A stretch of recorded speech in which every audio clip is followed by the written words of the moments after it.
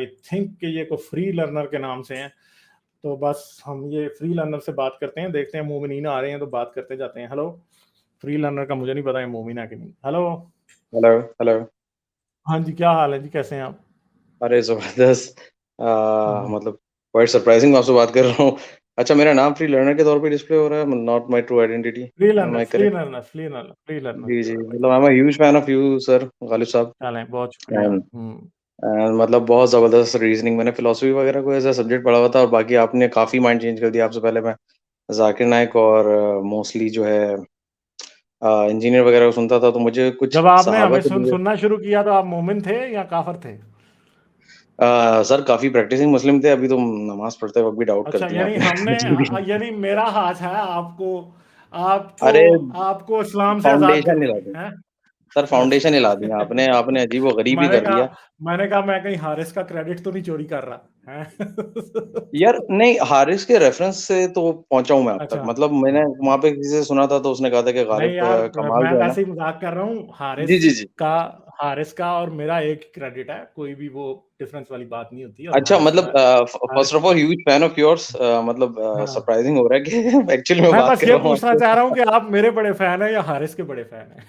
मैं आपका बड़ा फैन हूँ, आपकी रीजनिंग बड़ी अच्छा स्ट्रांग है। चले, आप बस ठीक है, अब मेरे कलेजे में ठंड पड़ गई है। अच्छा। अच्छा, लेकिन मेरा अभी तो मैं मेरे अंदर हारिस को वीडियो भेजूंगा, देखो जी मेरा फैन आ गया, बड़ा फैन मेरा है वो। चलो ये गुड हो गया, गुड हो गया, अच्छा। बेस्ट हो गया।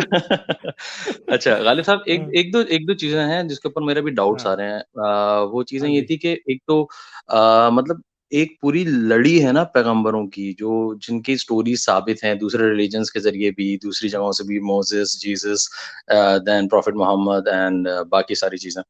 तो मतलब वो आपस में इतनी ज्यादा कैसे इंटरकनेक्टेड है, ये इतनी ज्यादा, मतलब, और ये मतलब अगर कौन सी प्लेजरिज्म चीजें, हो कौन रहा सी था। चीजें, कौन सी चीजें? स्पेसिफिक तो नहीं, लेकिन जैसे दूसरे पिछले अंबियाओं के पूरे पूरे किस्से, हजरत यूसुफ के पूरे पूरी डिटेल में वो किस्से मौजूद हैं।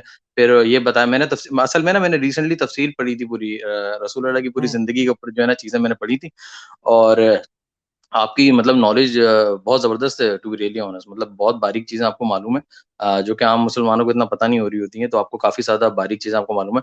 तो वो ये था कि वो थोड़ा सुभान अल्लाह, माशाअल्लाह का शुगर कोटिंग करके सुन रहे थे, तो मुझे भी बड़ा मज़ा आता था सुनने में। फिर आपने बोला नहीं हम्म। बेटा ऐसे नहीं, ऐसे हो रहा था, and I was like what? अच्छा। हाँ, चले मैं तो आपको बता देता हूँ कि ये इन तक कैसे बातें पहुंची। यार मैं आपको जी, बताता जी। हूँ कि अरब का सहरा, मक्का वाला, या फिर जहां भी ये पैदा हुए, मैं ये नहीं मानता जी, कि जी। मक्का में इस्लाम पैदा हुआ। मैं आपको अच्छा, बताता हूँ, इसके साउथ में यमन में एक हमेयार नाम का एक किंगडम था, जो कि ओके, यहूदियों का था। यूसुफ एक बंदा था जो कि उसका किंग था। और रसूल ओके। अल्लाह की पैदाइश से कुछ अर्सा पहले, तकरीबन आई थिंक 100 साल या 150 साल पहले, रोमियों को हमियार में आके क्रिश्चियंस को मारा था यहूदियों ने हमियार में। हमियार का वही इलाका है जो सना वाला इलाका है, सारा सना ग्रैंड मॉस्क वाला, सना सिटी हुँ, वाला, सब का हुँ, सब ये यमन में था। हुँ। इन्होंने कोई 200-300 क्रिश्चियंस को मार दिया था वहां पे। तो फिर रोमी बादशाह को, रोमन किंग को वहां पे फौज भेजनी पड़ी, और उसने आके यहूदियों की ऐसी की तैसी फेरी वहां पे। ठीक है। तो अच्छा, ये जो जितना भी खिता अरब है, यहाँ पे क्रिश्चियनिटी, जूडाइज्म बहुत ज्यादा थी, और क्रिश्चियनिटी और जूडाइज्म की वो साइड लाइन फॉर्म्स थी जो कि क्रिश्चियनिटी से डिफरेंट बिलीव करती थी। जैसे क्रिश्चियनिटी की ऐसी फॉर्म जरूर थी जो कि ये मानती थी कि जीसस खुदा का बेटा नहीं है। अच्छा। Those forms were purely monotheistic. ठीक है, ऐसी फॉर्म्स थी, वो ये मानते थे कि जीसस खुदा का नबी है, या वो ठीक है।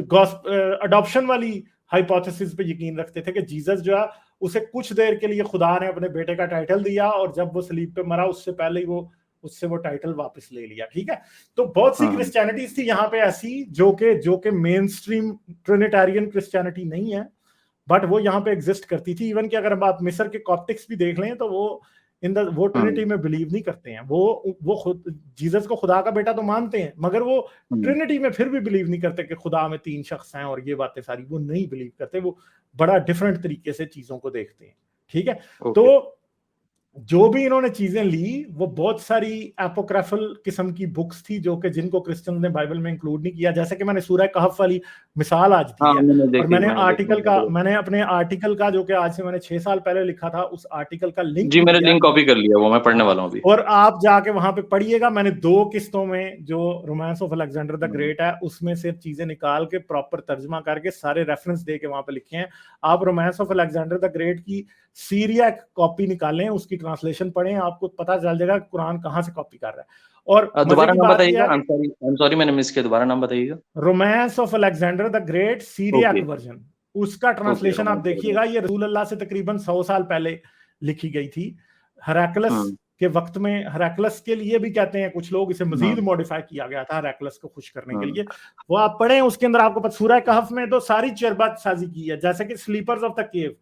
आप देखिए, ओके आप सिर्फ और सिर्फ इंटरनेट पे सर्च करें sleepers of Ephesus. Sleepers okay of Ephesus, जो स्लीपर्स ऑफ द केव या सूरह कहफ के जो थे बंदे, उनकी हाँ कहानी है, जो कि क्रिश्चियन लेजेंड है। क्रिश्चियन लेजेंड ये था कि कुछ क्रिश्चियन लोग जो कि नैरो के वक्त में परसिक्यूशन फेस कर रहे थे, वो एक गार में गए और वहां पे वो सो गए।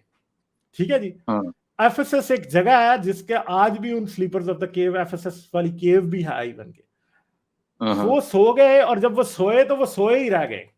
और बाद हाँ में 2-2.5 सदियां बाद वो उठे, और उस टाइम एम्परर जस्टिनियन का टाइम था। जस्टिनियन, आपको पता है कि उसे बहुत बहुत ज्यादा मजहबी था वो, जस्टिनियन जो था ना, ओके और वो और उसकी बीवी दोनों बहुत मजहबी थे। फिर क्या हुआ, वो स्लीपर्स ऑफ एफएसएस आए और उन्होंने जस्टिनियन से मिले और उन्होंने कहा कि हाँ भाई, हम उस वक्त से थे, और फिर वो कुछ देर बाद मर गए। ठीक है। तो ये हाँ जस्टिनियन का एक स्टंट था, जो कि उसने अपनी पॉपुलैरिटी को, अपने आप को as a Christian god approved king दिलवाने के लिए एक स्टंट किया था उसने, और जस्टिनियन वो ने।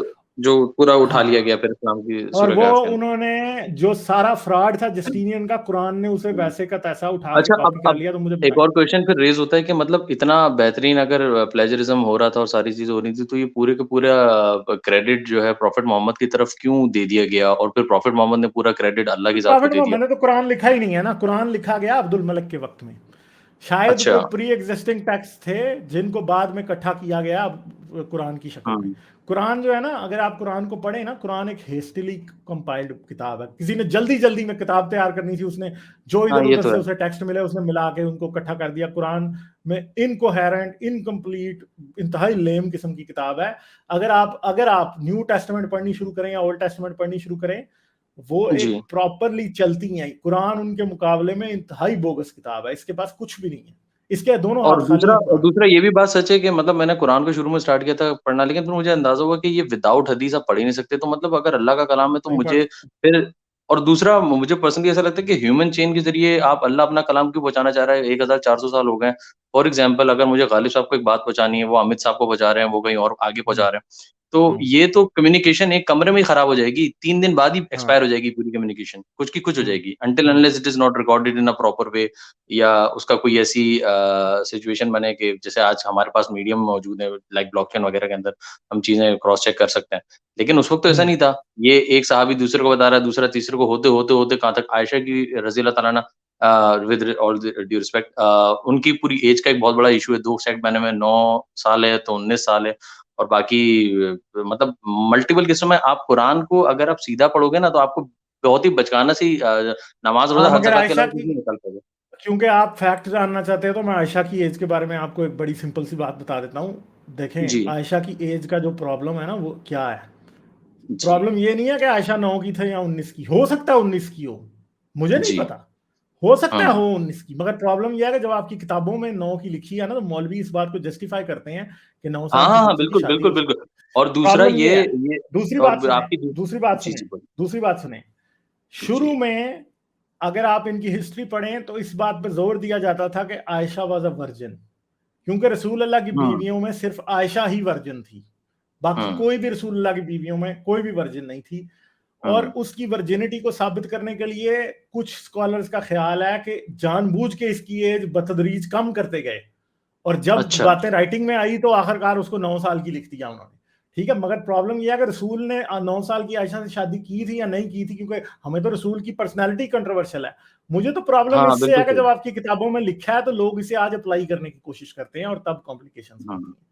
ठीक है, ये बिल्कुल सही बात बात है। ये बिल्कुल ठीक बात है और बाकी ये लॉन्डियों वाली चीज़ 1-2 चीज़ों ने तो बिल्कुल हिला के रखा मुझे। फॉर एग्ज़ाम्पल ये मतलब अगर आप इतने प्योर एंड पायस हैं, फॉर एग्ज़ाम्पल अगर बनु कुरैज़ा का फैसला ठीक है आपके ज़रिए डायरेक्टली नहीं हुआ था, सहाबी के थ्रू हो रहा था और वो मुझे आपने बताया कि मैंने आपकी वीडियो सुनी थी जिसके अंदर आपने कहा कि पीछे से जाके ये पहले से ही प्लांटेड था, ये करना ही था एक्शन। बट इवन देन आपने औरतों और बच्चों के साथ ऐसा क्यों किया? नहीं करना चाहिए था। मतलब सीधी बात है अगर वही आज बात है, मेरे घर उनका पे क्या कोई कसूर था? उनका क्या क्या मेरे घर पे औरतें कोई डिसाइड इन्वेजन कर रही थी कि रसूल से लड़ना है? वो तो नहीं बिल्कुल, डिसाइड कर रही थी, बिल्कुल। बच्चों ने भी नहीं किया डिसाइड। आपने उनको और सजा दे दूसरा दी उनकी जिन्होंने गुनाह किया। और दूसरा फिर ये मुता का निकाह जो था ये अभी तो मनसूख हो चुका है, पूरी तरह से खत्म हो गया। लेकिन अब ये जंगों पे जाते थे तो सारे औरतें साथ लेके जाते थे। तो मतलब ये तो अगर आप सोचें एक रेवर एक सहाबी या जितने भी हमारे ग्रेटर पर्सनैलिटी सेलिब्रेटेड पर्सनैलिटीज़ हैं, आप कैन यू इमेजिन अब ये अच्छा दूसरी बात ये मैं थोड़ा ये मुता का निकाह भी बड़ा एक तो गलत चीज़ है, मतलब उसको आप फिर ज़िना को कैसे कैंसल कर रहे हो? वो भी वही चीज़ ही होती है। और दूसरा फिर ये जो लॉन्डी वाली चीज़ है सर वो तो रेप है सर, उसको कैसे जस्टिफाई करोगे? एक आदमी का हाँ, अगर वही फॉर बात एग्ज़ाम्पल है। किसी भी लेवल के ऊपर अगर मैंने अपनी मान लो कि गलत काम किया और एज़ अ पनिशमेंट मुझे फांसी दे दी गई है, मैं मार दिया गया पूरी तरह से। अब मेरी औरत एक रैंडम आदमी के साथ जाके उसको बेच दिया जाएगा बाज़ार में, अब पहले उसका घर तबाह हुआ, उसके बच्चे को बेचा गया, हुँ, अब उसका रेप भी हो रहा है और वो भी एक रैंडम हुँ, आदमी के साथ, मतलब वो तो रेप है, उसको तो आप कुछ और कह ही नहीं सकते। अब हुँ, मुझ एग्ज़ैक्टली। मैं मत हाँ, मतलब मैंने गामती वगैरह के थ्रू पढ़ा था तो मुझे लगा था नहीं बड़ा सिस्टम था बट लेकिन आपने एक ही दफ़ा में चोट मार के नहीं, नहीं, खत्म कर दिया कि कोई सिस्टम नहीं था हाँ, कि भाई, नहीं, सिंपल नहीं बात है। आपने कहा था ना कि यूएस जैसे मुल्क ने खत्म कर दिया तो मतलब फिर अल्लाह और रसूल मिलके गुलामी ना खत्म कर सके। तो मतलब हाँ, मेक सेंस, क्वाइट चलें मेक सेंस मतलब जी, जी। चलें ठीक है फ्री लर्नर, थैंक यू, फिर आइएगा ज़रूर, आपसे बात करेंगे, ठीक है। लाइक, शेयर और सब्सक्राइब करना मत भूलें। इसके साथ-साथ आप मेरे चैनल को पेट्रियन पर सपोर्ट कर सकते हैं। पेट्रियन का लिंक वीडियो की डिस्क्रिप्शन में है।